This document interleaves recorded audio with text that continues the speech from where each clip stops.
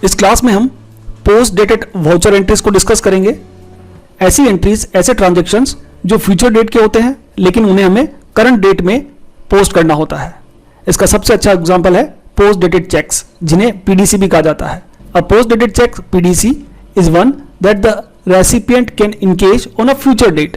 हमारे सामने practical life में ऐसी बहुत सारी कंडीशंस आती हैं जब हमें फ्यूचर डेट के ट्रांजैक्शंस को करंट डेट में पास करना होता है, लेकिन ऐसा करते समय हमें ध्यान रखना होता है कि उनका इफेक्ट भी हमारी बुक्स में फ्यूचर डेट में ही आना चाहिए। हालांकि वो ट्रांजैक्शन हम करंट डेट में पास करते हैं लेकिन उनका इफेक्ट हमें फ्यूचर डेट पर ही शो होना चाहिए। आइए एक प्रैक्टिकल एग्जांपल से इसे समझने का प्रयास करते हैं। जैसे हमने हमारी कंपनी में एक लोन ले रखा है। बैलेंस शीट में आप देखेंगे यहाँ हमने 1 लाख रुपए का लोन ले रखा है बजाज फाइनेंस से।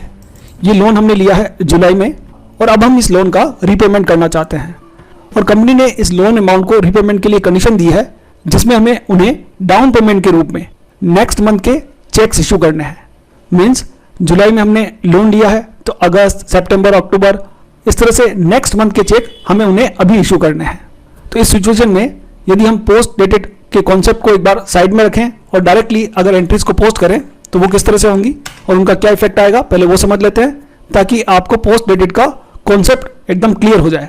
पेमेंट वाउचर में हम एंट्री पास करेंगे क्योंकि हमें रीपेमेंट करना है और डेट जो है जुलाई में हमने लोन लिया तो मैं 1 अगस्त को यहाँ पर एक एंट्री पोस्ट कर देता हूँ बजाज फाइनेंस। मान लीजिए 10,000 का हमें उन्हें एक चेक इशू करना है जो कि 1 अगस्त को हम कर रहे हैं। जब इस एंट्री को हम पोस्ट कर देते हैं तो आप फिर से इसका इफेक्ट देखते हैं। बैलेंस शीट के अंदर जो लोन का आउटस्टैंडिंग अमाउंट था वो अब यहाँ पर 90,000 हो चुका है। 1 लाख में से 10,000 का रिपेमेंट कर चुके हैं और हमारा जो बैंक अकाउंट है उसका बैलेंस भी मैं आपको दिखा देता हूँ। बैंक अकाउंट, बैंक में पीएनबी बैंक से हमने इनको पेमेंट किया था जिसका ओपनिंग बैलेंस था 1 लाख रुपीज़ और उसमें से 10,000 रुपये यहाँ से लेस हो गए हैं। अब यहाँ पर बैंक का जो बैलेंस है वो 90,000 आपको शो हो रहा है। नीचे भी आपको टोटल 90,000 क्लोजिंग बैलेंस दिखाई दे रहा है। लेकिन वास्तव में होना क्या चाहिए था, अगस्त मंथ का जो चेक था वो हमने इशू किया है जुलाई मंथ में। तो हमारे सिस्टम में जैसे हमने एंट्री पोस्ट की पार्टी के अकाउंट पे भी मीन्स आउटस्टैंडिंग लोन पर भी उसका इफेक्ट आया और बैंक बैलेंस में भी उसका इफेक्ट यहाँ पर हमें शो होने लगा। पर वास्तव में होना क्या चाहिए था, इस ट्रांजैक्शन का इफेक्ट 1 अगस्त को ही हमारी बुक्स में शो होना चाहिए था। भले हम एंट्री पोस्ट कर लें लेकिन उसका इफेक्ट यहाँ पर हमें दिखाई नहीं देना चाहिए। इसीलिए हम यूज करते हैं पोस्ट डेटेड वाउचर एंट्रीज का या पोस्ट डेटेड चेक्स का। आइए उस ट्रांजैक्शन को एक बार पोस्ट करके देख लेते हैं। जिस मंथ में आपको पोस्ट डेटेड चेक इशू करना है तो पेमेंट वाउचर की एंट्री करते समय आपको सिंपल पेमेंट वाउचर में एंट्री पास नहीं करनी है। उसकी जगह पर जब आप पेमेंट वाउचर को ओपन करें तो यहाँ पर साइड में जो बटन बार है उस पर आपको लास्ट में एक बटन दिखाई दे रहा है पोस्ट डेटेड, जिसका शॉर्टकट होता है Ctrl+T। जैसे ही आप Ctrl+T प्रेस करेंगे, Ctrl+T प्रेस करते ही ऊपर आपको स्टेटस में पोस्ट डेटेड दिखाई देगा और अब आप जब एंट्री पास करने जाएंगे तो बैंक का लेजर सेलेक्ट करने के बाद बैंक एलोकेशन की जो स्क्रीन हमें डिस्प्ले होगी उस स्क्रीन में हमें कुछ और पैरामीटर्स भी दिखाई देने लगेंगे। जैसे सबसे पहले इंस्ट्रूमेंट डेट, यानी चेक पर हमने कौन सी डेट डाली है, 1 अगस्त 21 और हम वाउचर एंट्री भी 1 अगस्त 21 को ही कर रहे हैं। देन पीडीसी इशू डेट, ये यहाँ पर नया पैरामीटर हमें देखने को मिलता है। ये डेट वो डेट होगी जिस दिन हमने डाउन पेमेंट के लिए चेक को इशू किया है। तो करंट सिचुएशन में हम 1 जुलाई को यहाँ पर पीडीसी चेक इशू कर रहे हैं और चेक को इशू करते समय यदि आप कोई नोट डालना चाहें, कोई रिमार्क डालना चाहें तो वो यहाँ पर आप इंसर्ट कर सकते हैं। जैसे मैंने लिख दिया इंस्टॉलमेंट नंबर 1 और इसे सेव कर लिया। देन इसी तरह से मुझे नेक्स्ट मंथ के लिए और एक चेक इशू करना है डाउन पेमेंट के लिए, तो Alt A यहीं से मैं प्रेस करूंगा, न्यू वाउचर यहाँ पर ऐड हो जाएगा। एंट्री पोस्ट करते समय हमें सबसे पहले क्या करना है, Ctrl+T पोस्ट डेटेड एक्टिवेट करना है बजाज फाइनेंस और इस एंट्री को हम पोस्ट करना चाहते हैं 1 सितंबर को। तो F2 से डेट चेंज कर लेते हैं 1 सितंबर, 10,000 same amount, enter, bank ledger select कीजिएगा। देन फिर इंस्ट्रूमेंट का डेट 1 सितंबर यानी चेक की डेट 1 सितंबर रहेगी और पीडीसी इशू डेट, यहाँ पर टैली क्या करता है, हमारे सिस्टम की जो करंट डेट है वो ऑटोमेटिकली पिक कर लेता है। आप चाहें तो इसमें करेक्शन कर सकते हैं, अदरवाइज सिस्टम की डेट यहाँ पर पिक हो जाएगी, सिस्टम की डेट यहाँ पर आ जाएगी। तो मैं 2 जुलाई रहने देता हूँ और इंस्टॉलमेंट सेकंड इस तरह से यहाँ पर नोट डालते हुए इस एंट्री को भी सेव कर देता हूँ। अब इन दोनों एंट्रीज का इफेक्ट मैं आपको दिखाता हूँ। अभी हमने बैंक का लेजर ओपन कर रखा है। स्टार्टिंग में हमारे बैंक में 1 लाख रुपीज़ था और हमने 2 चेक अभी इशू कर दिए हैं। फर्स्ट चेक अगस्त का है और सेकंड चेक सितंबर का है। तो 10,000 की 2 इंस्टॉलमेंट्स हम पेमेंट करेंगे तो बैंक का जो बैलेंस है उस पर इफेक्ट आएगा। फर्स्ट 10,000 इशू होने के बाद यहाँ पर बैलेंस बचेगा 90,000, फिर नेक्स्ट 10,000 इशू करने के बाद फिर बैलेंस बचेगा 80,000। लेकिन ये फ्यूचर के ट्रांजेक्शन्स हैं, इनका इफेक्ट हमारे करंट बैलेंस पर नहीं आना चाहिए। तो आप नीचे की तरफ देखेंगे तो बैलेंस आपको यहाँ पर नीचे की तरफ दिखाई दे रहा है 1 लाख रुपीज़। यही इफेक्ट हम लाना चाहते थे पोस्ट डेटेड वाउचर एंट्रीज या पोस्ट डेटेड चेक से। यही इफेक्ट देखने को मिलता है कि फ्यूचर के ट्रांजैक्शन हमें फ्यूचर के डेट पर ही हमारे सिस्टम में उनका इफेक्ट आएगा।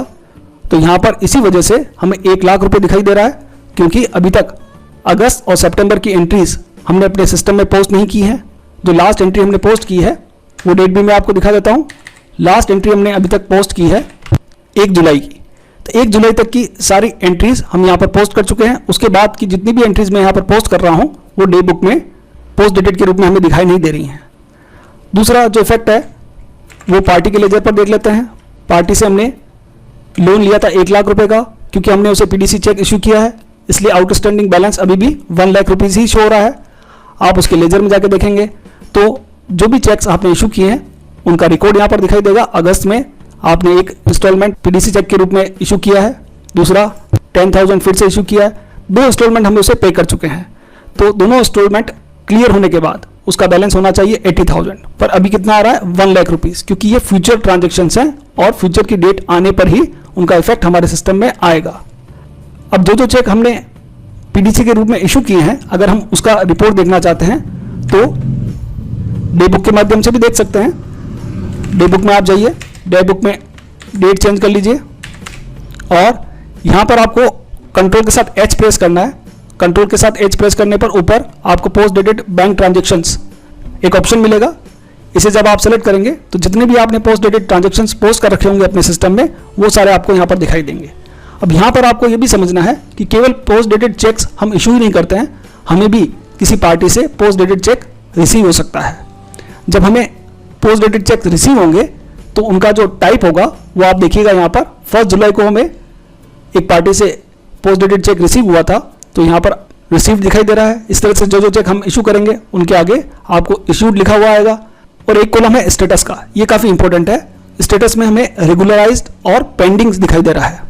इट मीन्स ऐसे सारे ट्रांजेक्शन्स जिनका इफेक्ट हमारी बुक्स में आ चुका है उनके लिए टैली शो करता है रेगुलराइज्ड, और ऐसे सारे ट्रांजेक्शन जिनका इफेक्ट आना भी हमारी बुक्स में बाकी है उनके लिए शो होगा पेंडिंग। केवल आप पेंडिंग ट्रांजेक्शन ही देखना चाहते हैं तो आपको F8 प्रेस करना है, केवल पेंडिंग ट्रांजेक्शन ही दिखाई देंगे। तो एक जगह तो मैंने आपको बताया डे बुक के माध्यम से आप पोस्ट डेटेड ट्रांजेक्शन्स को देख सकते हैं। दूसरा बैंकिंग जो फीचर है यूटिलिटीज सेक्शन में बैंकिंग, इसमें आप जाएंगे तो पोस्ट डेटेड समरी, यहाँ से आपको मंथली समरी देखने को मिलेगी। सबसे पहले आपको अपना बैंक सेलेक्ट करना है, देन जिस मंथ में आपने पोस्ट डेटेड चेक रिसीव किए हैं या पोस्ट डेटेड चेक इशू किए हैं उनकी सारी समरी आपको यहाँ पर देखने को मिलेगी। आप मंथ सेलेक्ट कर लीजिए, एंटर प्रेस कीजिए, यहाँ पर आपको सारे ट्रांजेक्शन देखने को मिल जाएंगे।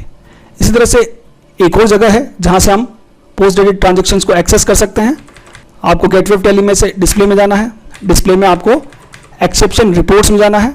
यहाँ से आपको मिलेगा पोस्ट डेटेड वाउचर्स, यहाँ से भी हम पोस्ट डेटेड वाउचर्स को एक्सेस कर सकते हैं, देख सकते हैं। पीडीसी चेक्स केवल हमें इशू नहीं करने होते हैं, कई बार पीडीसी चेक्स हमें भी रिसीव होते हैं। जैसे मैं एक ट्रांजेक्शन आपको पोस्ट करके दिखाता हूँ। जब पीडीसी चेक आपको रिसीव होगा तो आपको अपने रिसिप्ट वाउचर के अंदर एंट्री पास करनी होगी, लेकिन कंट्रोल T प्रेस करने के बाद ऊपर स्टेटस चेंज हो जाएगा पोस्ट डेटेड। ये हम एंट्री पास कर रहे हैं 1 सितंबर को। हमारी एक पार्टी है कमलेश शर्मा, इनसे हमें 50,000 रुपये का चेक मिला है, पीडीसी चेक मिला है, जिसे हम अपने पंजाब नेशनल बैंक अकाउंट में डिपॉजिट करना चाहते हैं। तो यहाँ पर हम इंस्ट्रूमेंट का नंबर जो उनका चेक नंबर है वो यहाँ पर इंसर्ट करेंगे, बैंक का नाम एक्सिस बैंक, और ये चेक हमें रिसीव हो रहा है 2 जुलाई को, लेकिन उस पर इंस्ट्रूमेंट डेट क्या है 1 सितंबर। तो हम एंट्री कब पास कर रहे हैं 1 सितंबर को। तो ये आपको ध्यान रखना है कि जिस डेट में वो ट्रांजेक्शन हमारी बुक्स में इफेक्ट डालेगा उसी डेट में हमें वाउचर एंट्री पास करनी होती है। जब हमें पीडीसी चेक रिसीव होता है तो उसका इफेक्ट भी सेम आपको अपने सिस्टम में दिखाई देगा। जब आप बैंकिंग में जाएंगे, पोस्ट डेटेड समरी और बैंक को सेलेक्ट करने के बाद आप देखेंगे सितंबर में 50,000 दिखाई दे रहा है, 50,000 का ट्रांजेक्शन, लेकिन अभी ये पेंडिंग स्टेटस शो कर रहा है क्योंकि इसका इफेक्ट हमारी बुक्स में अभी तक शो नहीं हुआ है। तो आपको क्लियर हुआ होगा कि किस तरह से हमें पीडीसी चेक्स को इशू करना है और किस तरह से हमें पीडीसी चेक्स को रिसीव करना है और उनका इफेक्ट हमारी बुक्स में कैसे शो होगा। ये एक छोटा सा टॉपिक था लेकिन काफ़ी काम का, काफ़ी महत्वपूर्ण टॉपिक है। इस क्लास में इतना ही, मिलते हैं अगली क्लास में। Thank you so much. यदि आज का हमारा ये वीडियो आपको पसंद आया हो, उपयोगी लगा हो, ज्ञानवर्धक लगा हो तो आप इसे जरूर लाइक करें, शेयर करें और कमेंट करें। वीडियो देखने के लिए आपका बहुत बहुत धन्यवाद।